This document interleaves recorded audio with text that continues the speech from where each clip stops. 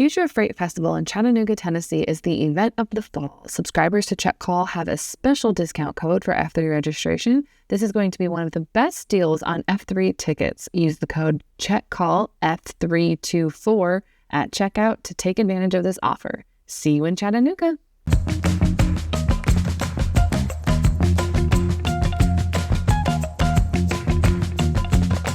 Welcome back to another edition of Check Call. Don't forget to subscribe to Check Call, the newsletter, and FreightWaves.com if you haven't already. Today we are welcoming Lisa Habenstock, VP of Product from Truckstop. Welcome to the show, Lisa. Yeah, thanks so much for having me. I love this episode because I mean, look, it's freight fraud. It's happening everywhere. Everybody wants to talk about it. It's one of those topics that I feel like you can't get enough about. Yet you could research it till the end of time, but it doesn't always solve the problem, which is very unfortunate. But before we get too far into that, let's get some background on you and how you got started at Truckstop. Yeah, absolutely. So I've been at Truckstop for almost 4 years now. I actually originally came to Truckstop to build out a customer experience team and was responsible for all of our customer-facing engagements, whether that's customer success or support or operations.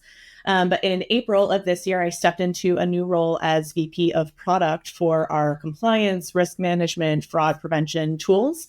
So really taking all of the broker challenges that I became really, really close to leading our customer teams and being really integrating that voice of the customer into our product strategy to help Truckstop build and continue to build best-in-class products to help brokers solve really difficult challenges. I feel like that has to be a very unique position that you're in, that not necessarily a lot of head of products are in, because typically when you think of a head of product, there's someone that has come up through the engineering side and the user interface side, and they just know this would make a really great system. They don't always have that perspective of, no, this is the solution that customers are actually looking for. And I feel like that has to be a very unique position that you're in, that I'm sure everyone always loves all the time of just like, okay, well, I know that makes sense, but nobody actually wants it that way. Yeah, I think that it gives me a really unique perspective on how we build products and how we prioritize work that strikes a balance both of like good classic product development, but also solving our business needs and most importantly, solving the needs of our customers. And I'm just really fortunate to have built strong relationships across our broker base over the past 4 years that helps me bring that voice into our work every single day. I absolutely love that. Selfishly, as someone who has worked with many softwares that work great for developers, but not for the end user, we love having someone that understands the end user there. Yes, it's at least what I aim to do. So I know that you guys have a bunch of features, but today we're going to dive into the freight fraud side of them. I would say it's arguably probably one of the biggest issues in the industry right now because it's just so all-encompassing. It's everything from double brokering to literally stealing a trailer. We heard people say that like trailers of dog food have been stolen, and I'm like, that's very weird. Like from a criminal standpoint, that's weird. Like, where do you go with a truckload of dog food? You know? Feeding lots of pets, hopefully. I mean, I would love to look, if the Humane Society was like stealing dog food, I might look the other way. But I don't feel like that's exactly their MO. So what are kind of some of the most common types of fraud that you guys are seeing and hearing about, and that you're really just trying to wrap your hands around? So I think the first sort of piece that I like to fact check a little is I'll hear a lot of fraud is such a big trend in the industry now, when actually fraud has always been a part of the freight industry. So Truckstop in particular, we have been tracking it for nearly 30 years. So we have reports of any kind of double brokering, theft, fraudulent carriers, whatever it is, literally a 30-year-old database. What's interesting is that when we look at the trends over those 30 years, the last spike that we saw was actually in 2009. So not correlated with freight cycles necessarily, but much more closely related to economic cycles, and when we saw a big recession in 2009. However, what we've seen in the past couple of years is exponentially higher, 4 to 5x. And so what's changed is certainly coming off of a highly lucrative, unprecedented market in 2020, 2021, followed by a really quick economic pivot, but then particularly paired with the amount of technological advancement that's happened over that 15-year period, has made it that much more difficult to respond to, and in an industry that is overall slower to adapt to technical advances. So it's sort of a perfect storm that we're dealing with. So yes, you talked about fraud can exist with a variety of outcomes. So the outcomes, from my perspective, isn't necessarily the most interesting part of what we're seeing in the fraud landscape. We really think about the types of behaviors and personas that actually lead to these outcomes. So we think about them as sort of 4 key personas, at least that we're seeing right now. And we think like putting a little bit of a character to them, I think helps sort of people put into context of what they might experience in any given day. So I'll walk through them quickly. So the first one is a chameleon. So a company that shuts down to reemerge under another name or location, and you might actually see that in practice through reused contact information, multiple carriers all using the same address. So they're just pulling up all of these new MCs on a continued basis. The second is bandits. So that's a bad actor sort of posing as a real carrier or compromising contact information to secretly get assigned or pick up a load.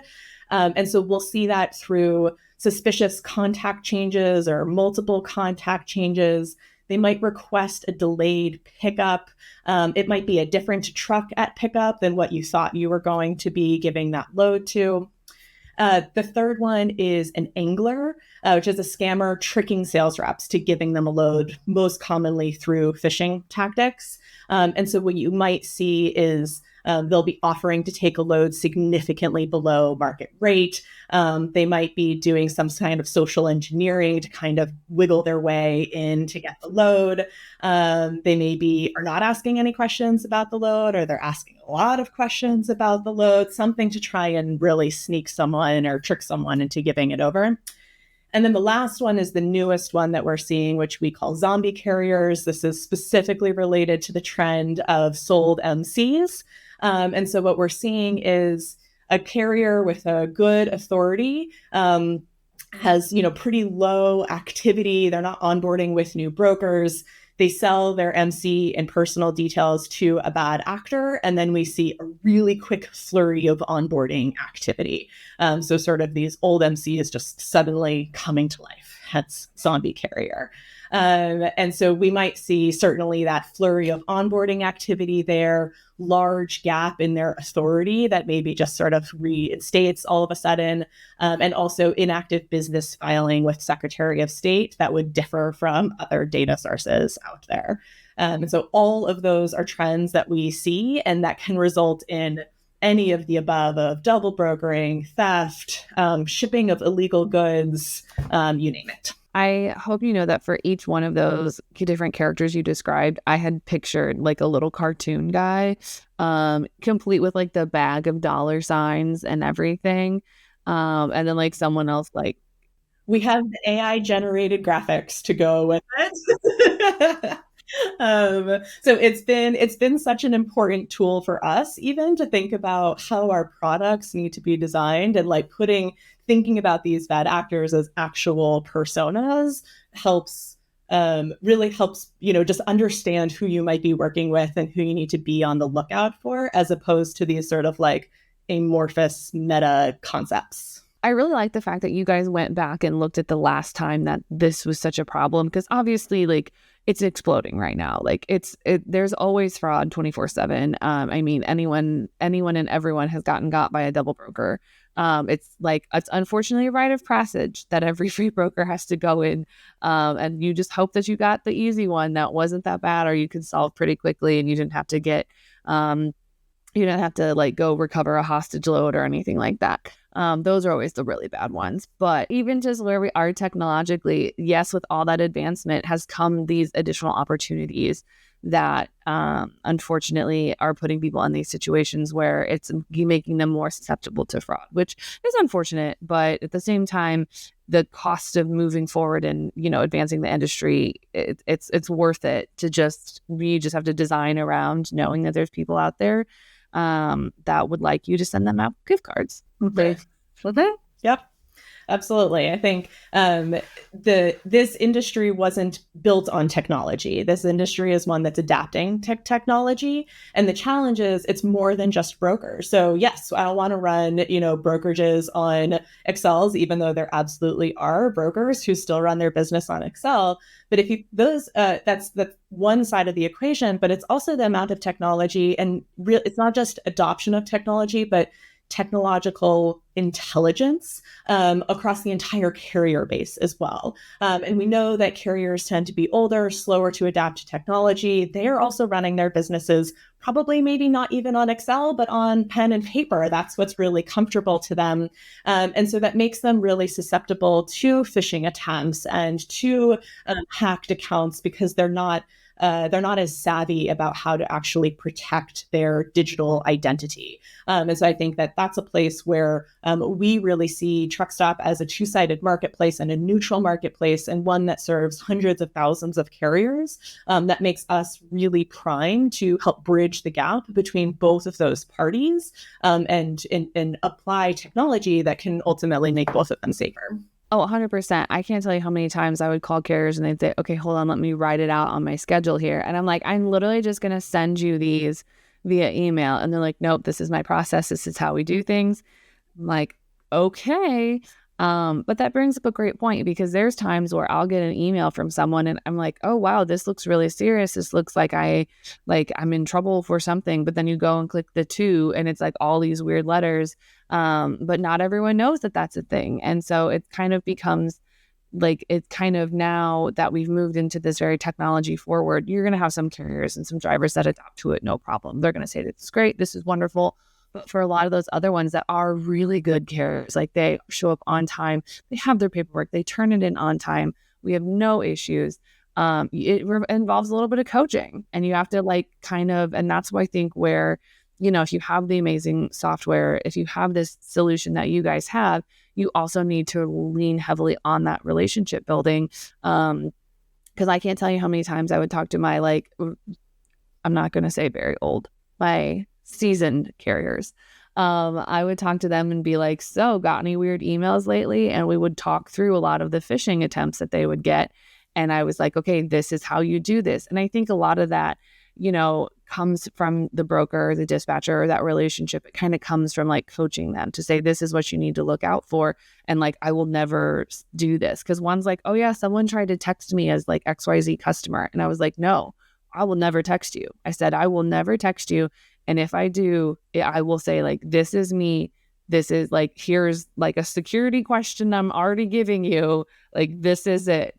And I think that's a luxury that hopefully a lot of people have with their time. But I think if you have the right software side of things, then it works out. Then you do kind of have that time, if that makes sense. Yeah, I think carrier education is huge, and leveraging those relationships is the best way to make sure that you're constantly helping them understand this is the website to expect from us. This is the email to expect from us. We do that with our carriers as well, right? So making sure they understand this is information that we will never ask you for. This is what you should expect in terms of how we will engage with you.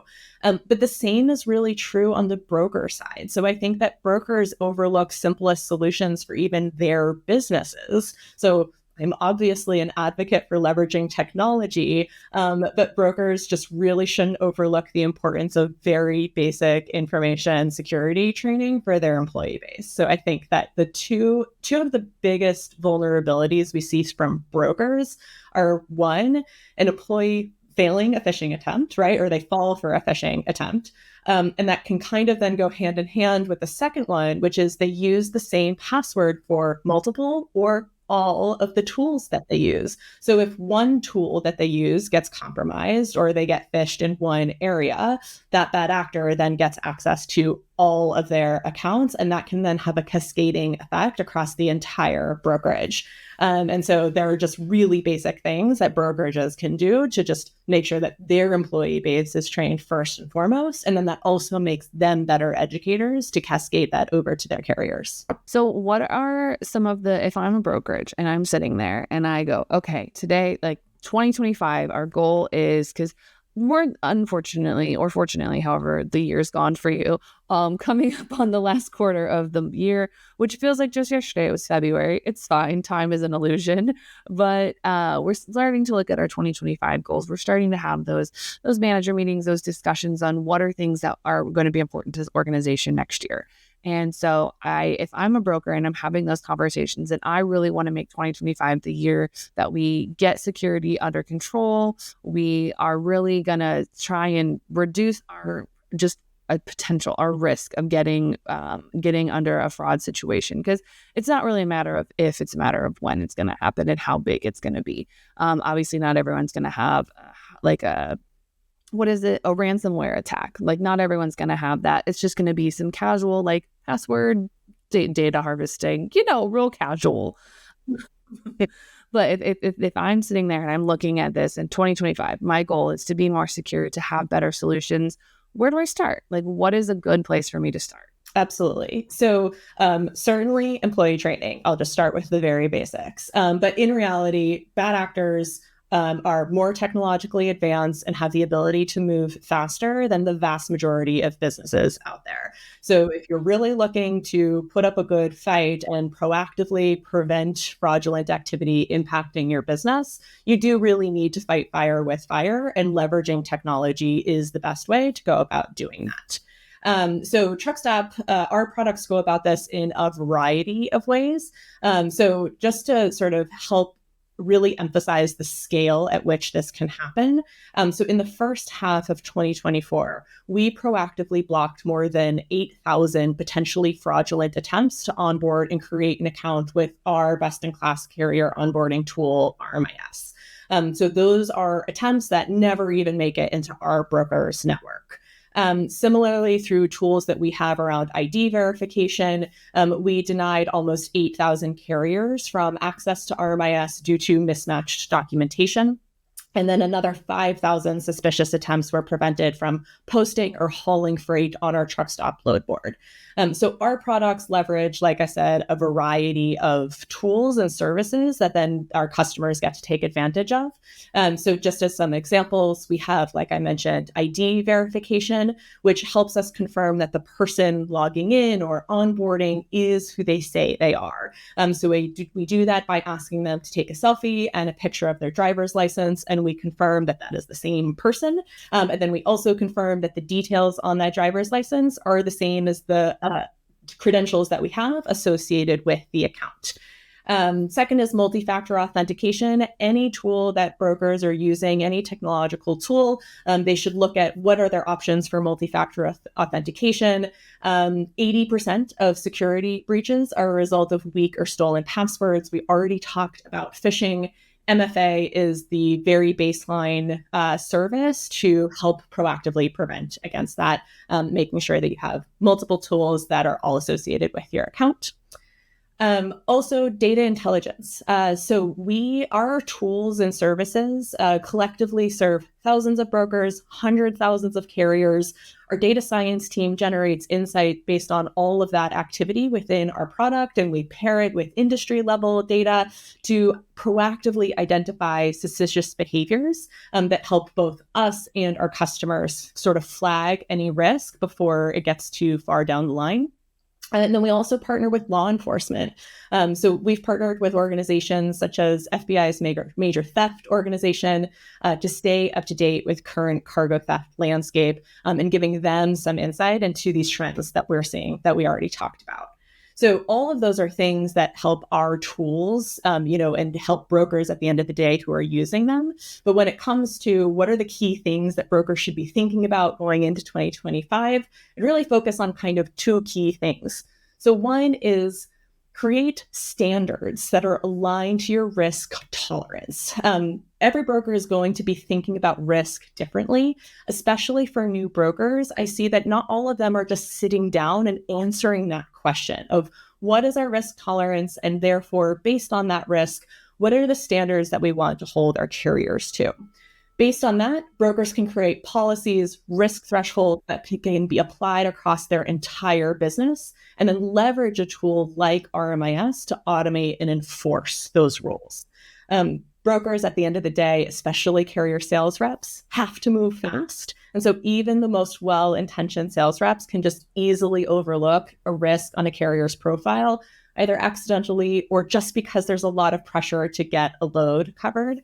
So a tool like RMIS is designed to streamline that entire process, make sure that those policies are enforced across the carrier sales rep team or whoever is interfacing with getting those loads covered, while also creating tools and giving control to anyone who is responsible for compliance to continually assess and refine because it's a quickly changing landscape.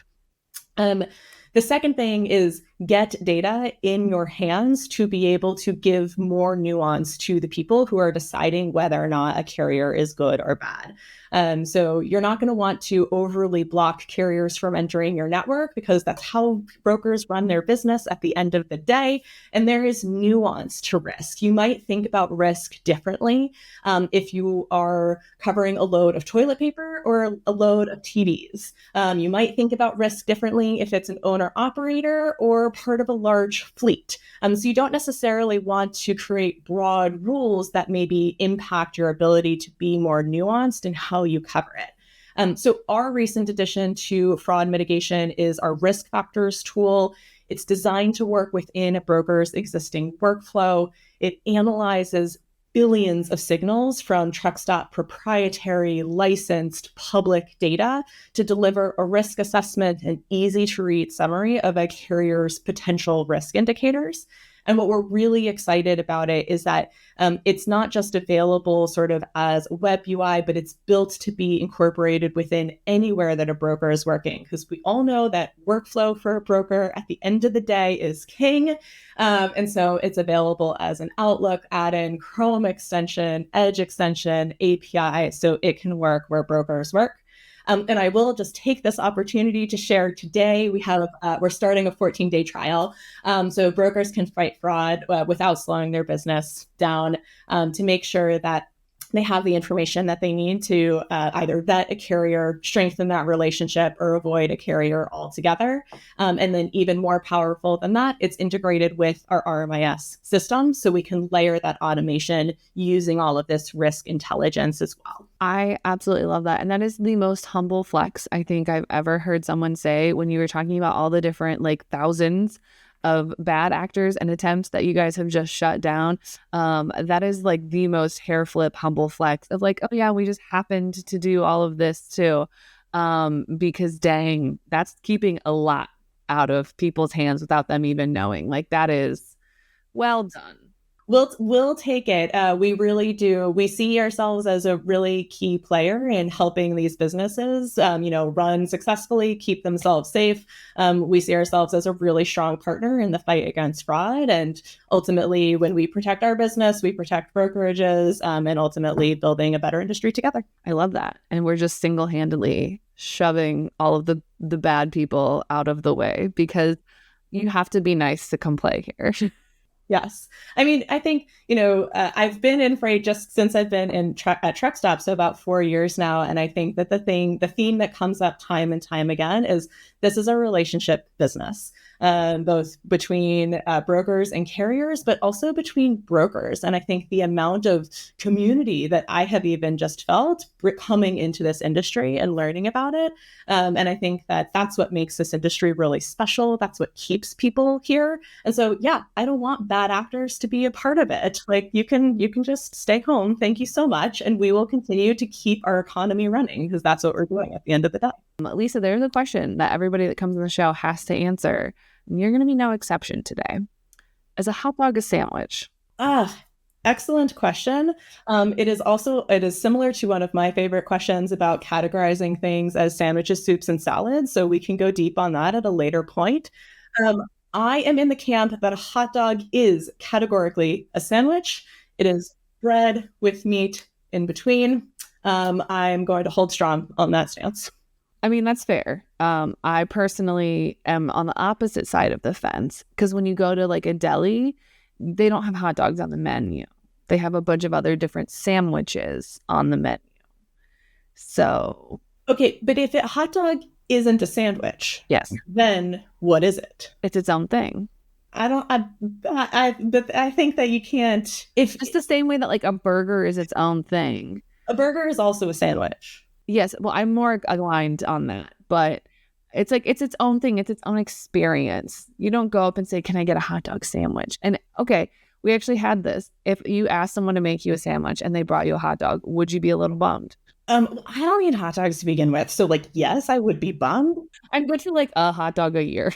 Okay, separate question. Do you have an opinion of the bun and if it's like a New England style bun where it's like just like a slit in the front or it's like an actual sort of I also, so when I have my customary one hot dog a year, I don't usually eat it with a bun because I think, because the buns are never as long as the hot dogs and I'm always left with too much bun. And it's just like not as rewarding. I think hot dogs, I'm just sort of like anti hot dog in general. I think that it's a subpar food. There are a million other things I would rather eat, but if I had to categorize it, I would put it in the sandwich category because I don't think that there is another better category for it to belong to. That's fair. That's fair. I love the windy detours we took along the way. Um, so if anyone wants to question your sandwich choices or reach out about any ways that they might need help fighting fraud, where can they find you outside the show? Yeah, absolutely. So for fighting me on hot dog takes, you can find me on LinkedIn.